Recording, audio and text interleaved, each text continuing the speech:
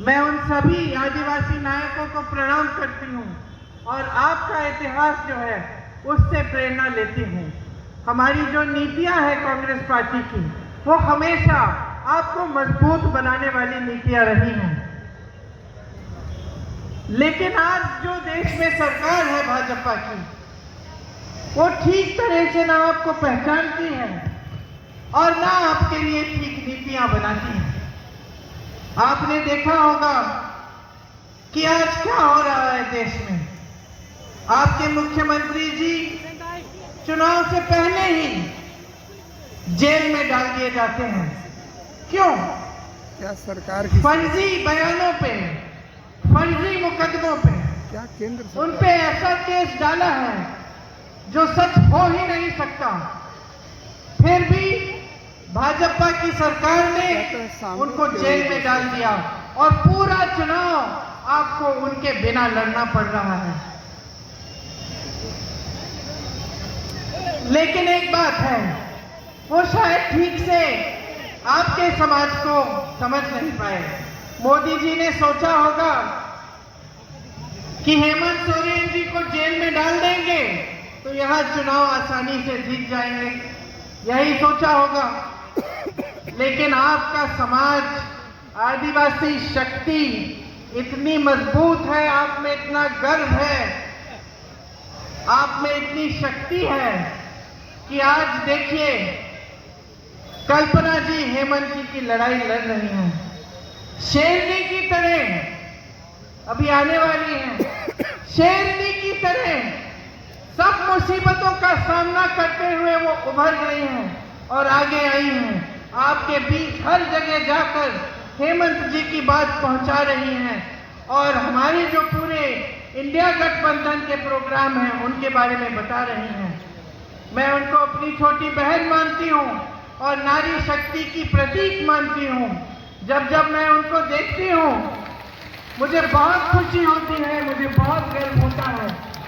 तो जी आज तक उन्होंने राजनीति नहीं की, आज तक बच्चों का देखभाल कर रही थी घर से। देखिए अचानक लालटेन इनका जल रहा है, उनके दिन पति को जेल ये में दिखा डाला रहा है जाता कि है। लालटेन जला घबराती नहीं है, हिम्मत नहीं सारे है, लोग दूर दराज से घर पे बैठ के रोटी नहीं है, उमस भरी गर्मी उठ में जब के लोग को खड़ा नहीं अपने होना पति की लड़ाई, और ये लोग अपनी एकता समाज की लड़ाई आगे बढ़ाती है और हिम्मत से लड़ रही है। देखिए तो आप सबको बहुत गर्व होना चाहिए कितनी उमस कि है, आपके गर्मी है, आदिवासी उस समाज गर्मी की में भी शक्ति लोग आज उनमें दिख रही है, आनंद ले रहे हैं। देखिए आज देश में क्या हालत है। जिंदाबाद जिंदाबाद जिंदाबाद जिंदाबाद जो आपका आदर नहीं करती। प्रदीप यादव जिंदाबाद जिंदाबाद मिसाल यही है कि आप देखिए जहाँ तक आपकी नजर जा रही है ये मेला मैदान खचाखच भरी हुई है जन समूह से उभरता हुआ। ये प्रियंका जी के भाषण को सुनने के लिए और पूर्ण भाषण जिसमें ये प्रकृति प्रेम और अपनी अगर इनको पूरी बहुमत से जिताया जाएगा तो संविधान को बदल डालेंगे।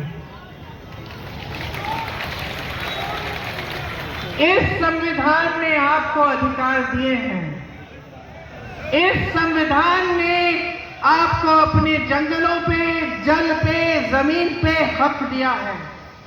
इस संविधान ने आपको वोट देने का अधिकार दिया है और इस संविधान ने आपको आरक्षण दिया है।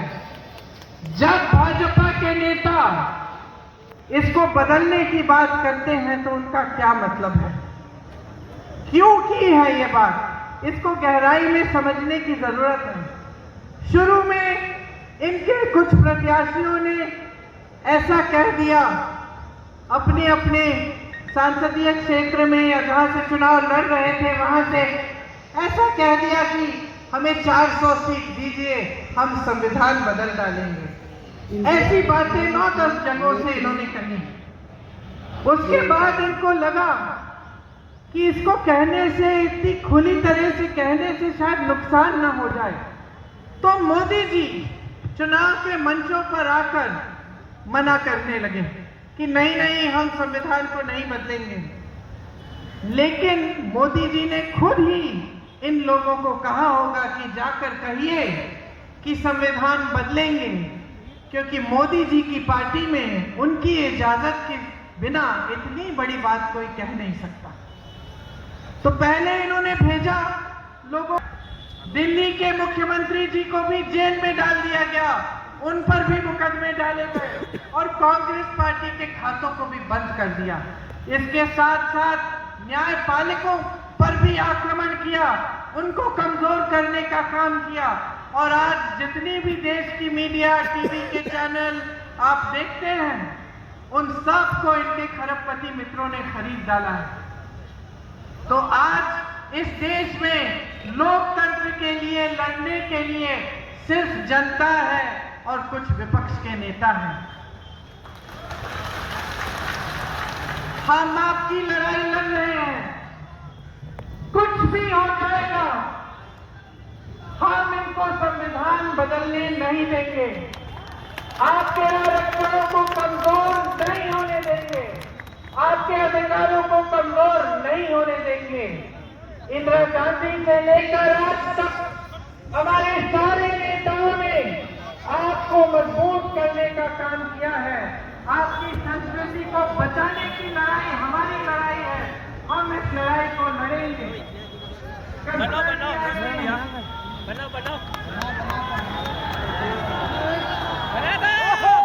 कल्पना षडंगी मंच पर आ चुकी है। सच में मुझे सबसे ज्यादा पसंद कल्पना जी है।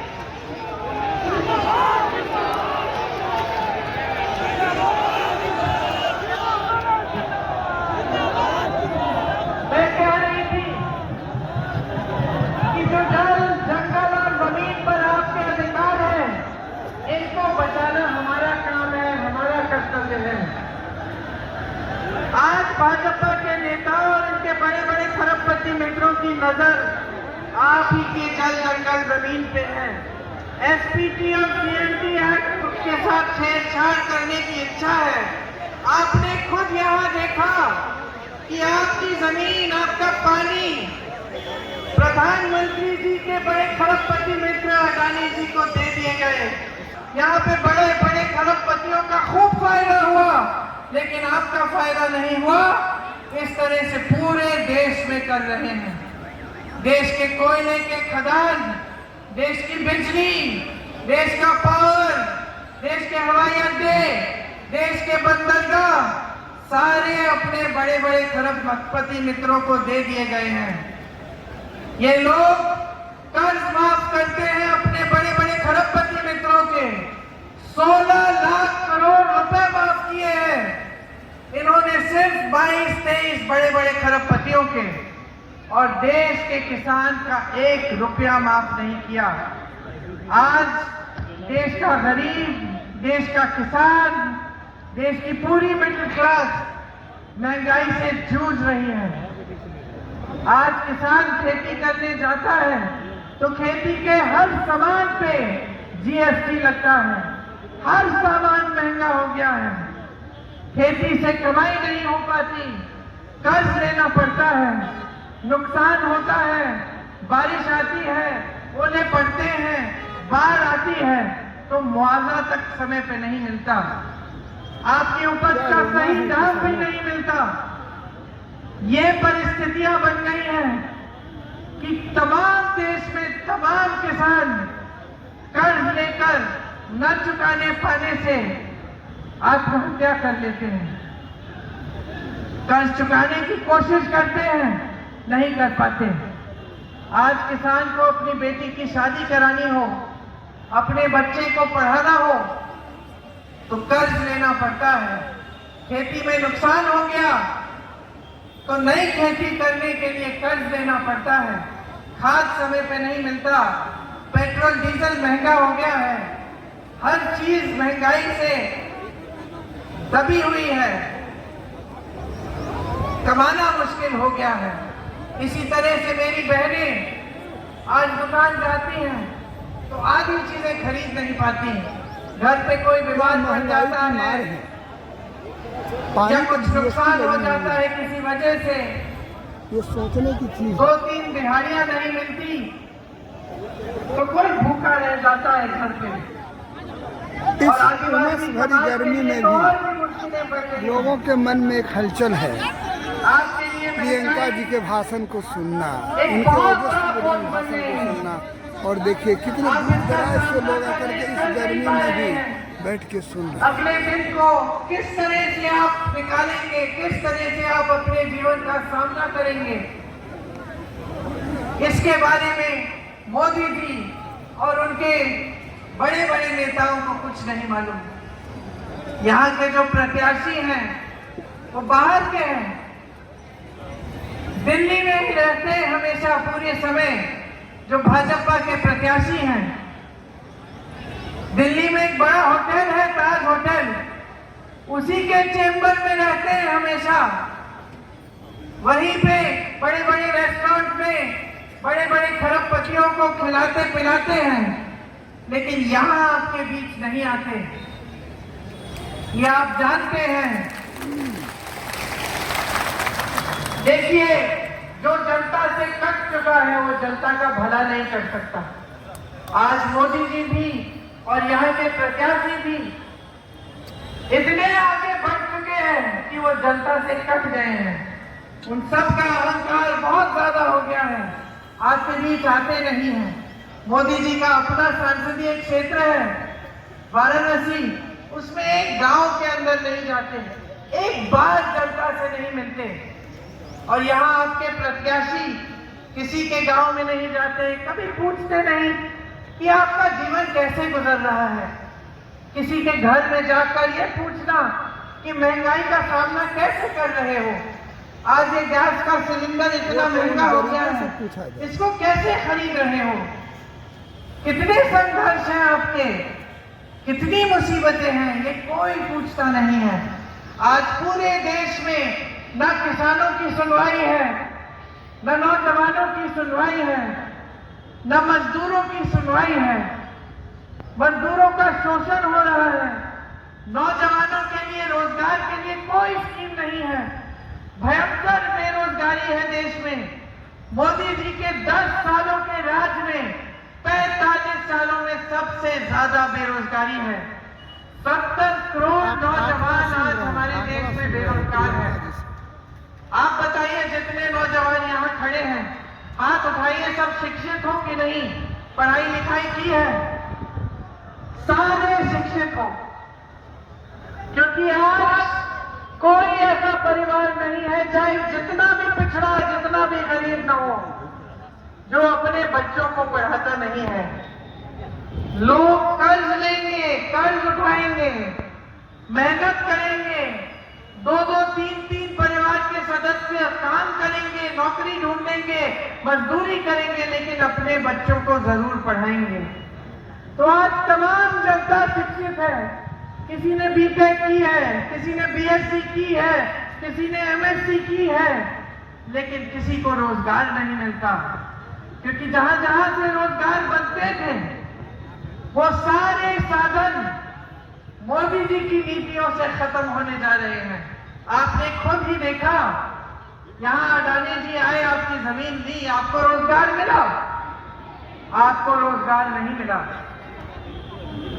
जो बड़े बड़े सरकारी कारखाने थे जिससे आपको स्थायी रोजगार मिलता था, वो तमाम अपने बड़े बड़े खरबपति दोस्तों को सौंप दिए हैं इन्होंने। उनकी जितनी भी सब्सिडीज है उनको दे दिया है खरबपतियों को।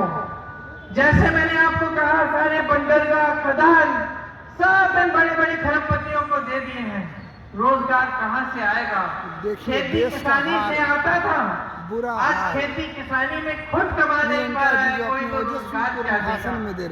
एक समय में छोटे कारोबारों से भी आता था, जो आप अपना बिजनेस शुरू करते थे, कोई मैन्युफैक्चरिंग का यूनिट, कोई छोटी मोटी दुकान या कोई अपना छोटा कारोबार।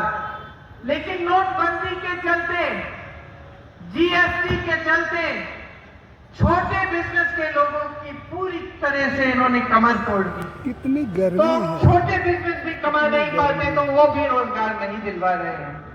और जहां तक इनकी रोजगार की स्कीम है, तो ये अग्निवीर जैसी स्कीम लाते हैं। आप सब मेहनत करते थे, यहाँ के नौजवान, कि हम सेना में भर्ती होंगे, देश के लिए शहीद होने की इच्छा थी, लेकिन अपने माँ बाप का देखभाल, अपने परिवार की परवरिश, अपने परिवार के लिए एक स्थायी रोजगार लेने की भी इच्छा की।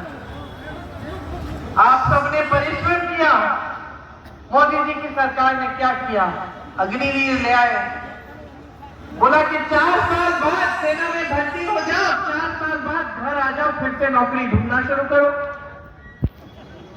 तो आज नौजवान सोचता है कि मैं क्यों करूं इतना परिश्रम, जब 4 साल बाद घर लौट जाऊंगा फिर से मैं बेरोजगार हो जाऊंगा, कोई स्थायी नौकरी नहीं, कल को मैं शहीद भी हो गया तो मुझे पूरी तरह से शहीद का दर्जा नहीं मिलेगा, शहीद का पेंशन भी नहीं मिलेगा। सरकारी कर्मचारियों को देखिए, आज पुराना पेंशन सिर्फ और सिर्फ कांग्रेस के प्रदेशों में मिल रहा है। जहां जहां भाजपा है वहां पुराना पेंशन नहीं मिलता, नया पेंशन है। तो लोग सालों के लिए आजीवन सरकारी नौकरी करते हैं ये सोच के कि जब हम बुढ़े होंगे, जब हम रिटायर होंगे तो कोई साधन होगा, हमें थोड़े थोड़े पैसे हर महीने मिलेंगे। आज उन पैसों पर भी आपका अधिकार खत्म कर दिया है। तो इस सरकार ने पूरी तरह से जनता को कमजोर करने का काम किया है। ऐसी ऐसी नीतियां लाए हैं जिनसे आपकी कमर टूट रही है, जिनसे महंगाई बढ़ रही है, बेरोजगारी बढ़ रही है और आपकी कहीं पे कोई सुनवाई नहीं है। आज कांग्रेस पार्टी आपको ये गारंटी दे रही है कि किसानों के लिए हम कर्ज माफी के लिए एक स्थायी आयोग बनाएंगे। जब जब आपको कर्ज का संकट होगा आप उस आयोग से राहत मांग सकेंगे। आपके खेतों पर जब नुकसान होगा तो 30 दिन के अंदर अंदर उसका पूरा मुआवजा आपको मिलेगा, भुगतान आपको मिलेगा। खेती के सारे सामानों से जीएसटी को हटाया जाएगा, उनको सस्ता किया जाएगा। आज आपको सही दाम नहीं मिलता उपज का, अब आपको सही दाम दिलवाएंगे, ये कानून बनाएंगे। ये आपका कानूनी अधिकार बन जाएगा कि आपको उपज के लिए न्यूनतम समर्थन मूल्य मिलता है। और जो आपकी यहाँ की उपज है, जो आपकी कुछ ऐसी उपज है जो यहाँ आपके जंगल के इलाकों में होती है, उन उपजों के लिए भी हम न्यूनतम समर्थन मूल्य दिलवाएंगे। SC/ST का सब प्लान हम लागू करेंगे और जितने इन्होंने संशोधन किए हैं उन संशोधनों को हम ठीक करेंगे। और जिस तरह से इन्होंने आपके समुदाय, आपके समाज पर लगातार आक्रमण किया है, उस आक्रमण को हम रोकेंगे। आज पूरे देश भर में श्रमिकों का शोषण होता है, हम एक कानून लाएंगे कि पूरे देश भर में प्रतिदिन 400 रुपए से कम मजदूरी नहीं दे पाएगा कोई भी ठेकेदार हो, वो इससे कम मजदूरी नहीं दे पाएगा। जैसे हमने गांव में मनरेगा लागू किया था, आपको मालूम होगा कि गांव में मनरेगा लाने वाली कांग्रेस पार्टी थी। ये 100 दिन का जो रोजगार का आपको अधिकार मिला हर गांव में, ये कांग्रेस अधिकार लाई आपके लिए। इसी तरह से हम शहरों में भी मनरेगा लाएंगे कि शहरों में भी 100 दिन का आपको अधिकार होगा कि आपको रोजगार मिलना ही मिलना है। आपको याद होगा कि मोदी जी ने मनरेगा के खिलाफ संसद में भाषण दिया था। वो मनरेगा को बंद करना चाह रहे थे। फिर पता चला कि जनता को ये बात ठीक नहीं लगेगी, तो इन्होंने आस्ते आस्ते अपने पूरे कार्यकाल में मनरेगा को कमजोर बनाया है। कांग्रेस के जमाने में आपको मनरेगा के पूरे पैसे मिलते थे, आजकल आपको नहीं मिलते, क्योंकि इन्होंने अपने मनरेगा में अपनी राशि डालना कम कर दिया है। हम पूरी राशि डालेंगे, उसको बढ़ाएंगे, ताकि मनरेगा जैसे कार्यक्रम जिससे आपको शक्ति मिलती है, जिससे गांव मजबूत होता है, वो मजबूत हो। इसके साथ साथ 25 लाख की हम स्वास्थ्य बीमा लाएंगे। 25 लाख रुपए तक गरीब परिवारों के लिए सारा इलाज मुफ्त होगा। इसका मतलब है कि कैंसर का ट्रीटमेंट, हार्ट के ऑपरेशन, ब्रेन की सर्जरी तक आप मुफ्त में करा पाएंगे। ये काम हमने राजस्थान में जब हमारी सरकार थी करा के दिखाया। हमने जहां जहां हमारी सरकारें हैं वहां ऐसे ऐसे काम किए हैं। आज कर्नाटका में, तेलंगाना में मेरी बहनों के खातों में 2-2 हजार रुपए प्रति माह हमारी सरकार डाल रही है। इसी तरह से देश भर में हम ये करेंगे कि जो गरीब परिवार है उनमें जो सबसे बड़ी महिला है उसके खाते में हम 8,500 रुपए हर महीने डलवाएंगे।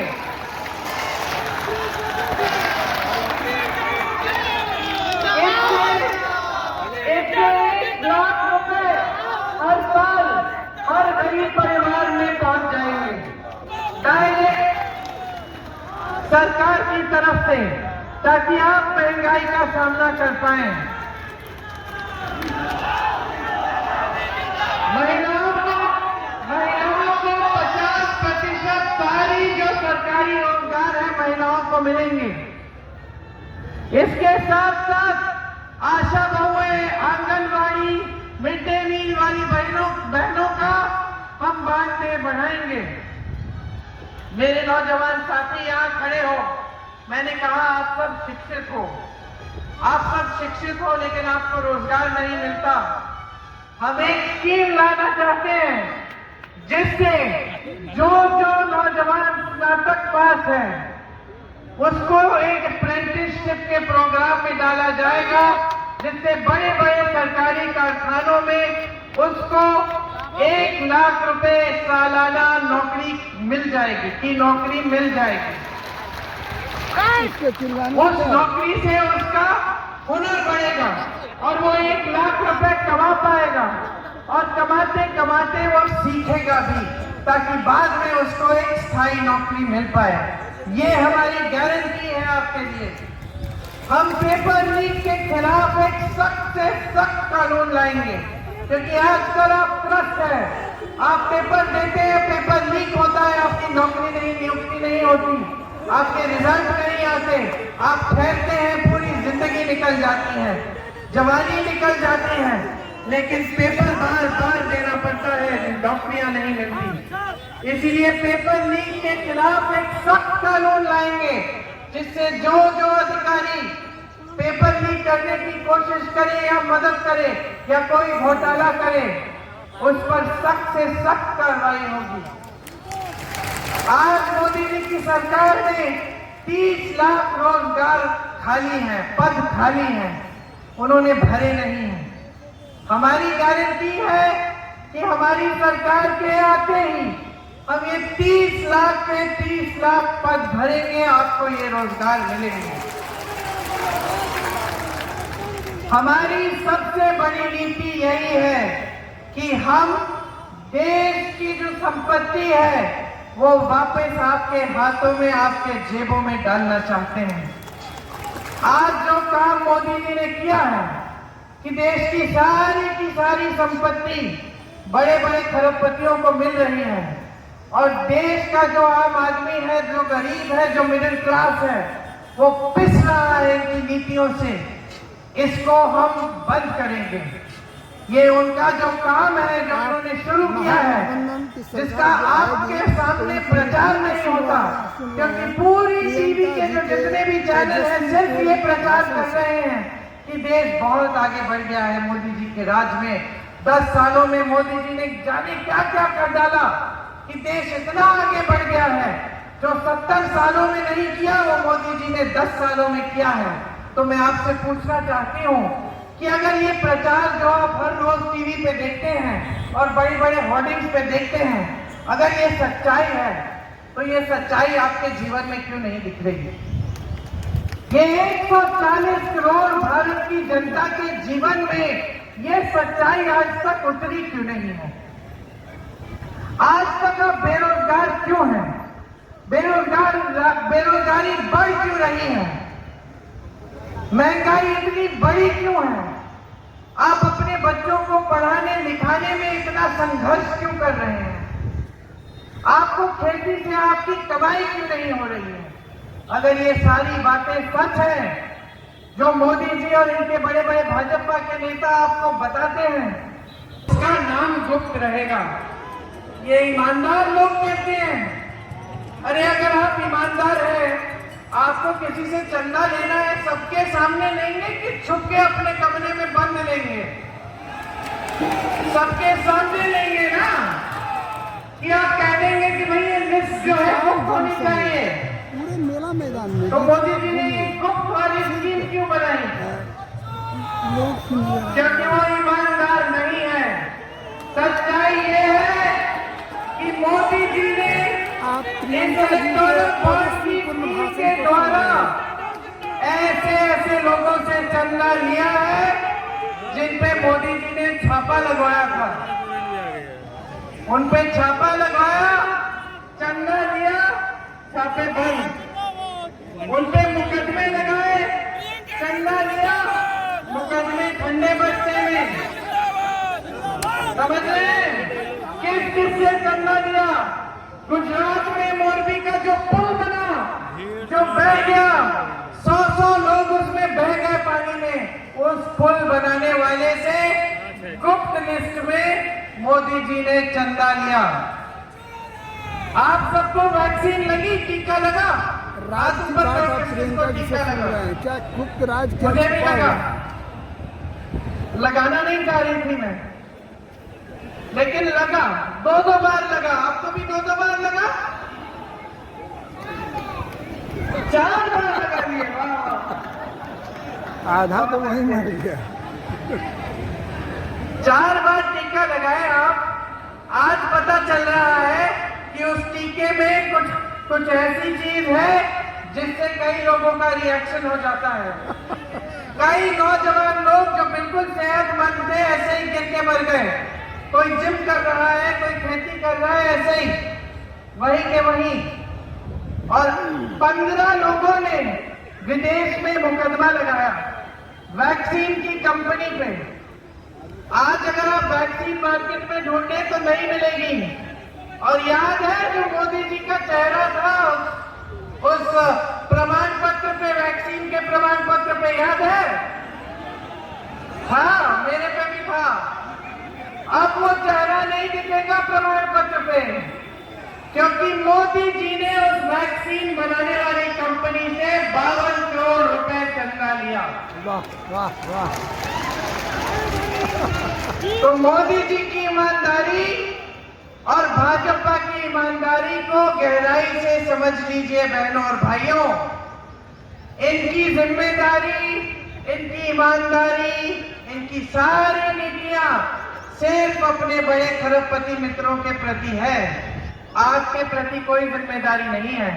आपको टीके पे टीके लगवा लेंगे, उनसे टीके बनाने वालों से चंदा भी ले लेंगे, आपके प्रति उनको कोई जिम्मेदारी महसूस नहीं होती है।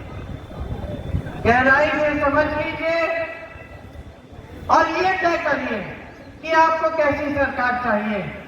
आपको ऐसी सरकार चाहिए जिसकी नीतियां आपकी भलाई के लिए हो, सुनना आपको, जो इस लोकतंत्र को, इस संविधान को मजबूत करने वाली हो, या आपको एक ऐसी सरकार चाहिए जो आपको कमजोर करे, लोकतंत्र को कमजोर करे, संविधान से आपके आरक्षण भी कम करे?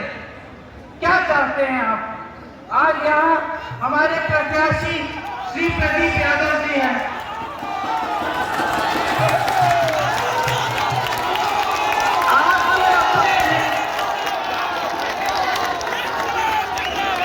आपके अपने हैं और कांग्रेस की इनमें विचारधारा है, ये जाति धर्म से ऊपर है।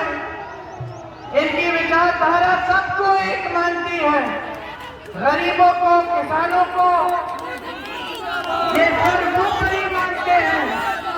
इन्होंने दिन रात सबकी सेवा की। आज ऐसे प्रत्याशी होते रहे, भाजपा के प्रत्याशी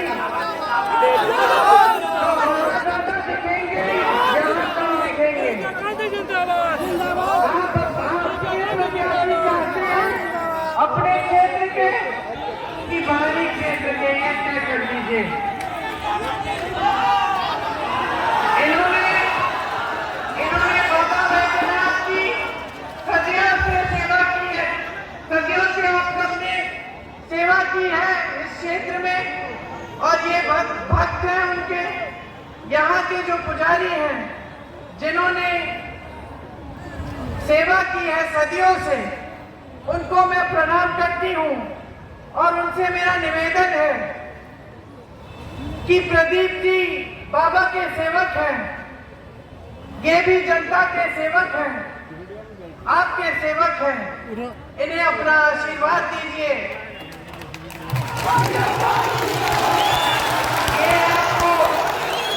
ये आपको निराश नहीं करेंगे।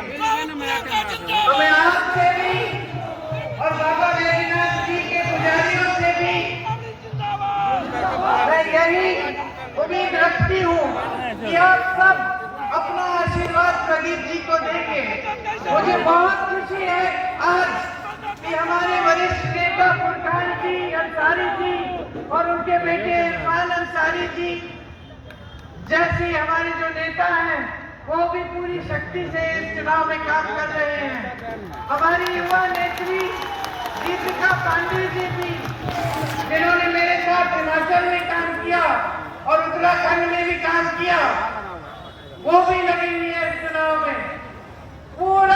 पूरी जो कांग्रेस पार्टी है पूरी इस चुनाव में जी जान से लगी है ताकि आपके प्रत्याशी जीते और यहाँ से भारी बहुमत से कांग्रेस विजयी हो, कांग्रेस की देश में सरकार आए ताकि हम ये सारी चीजें, ये सारी गारंटी आपके लिए लागू करें।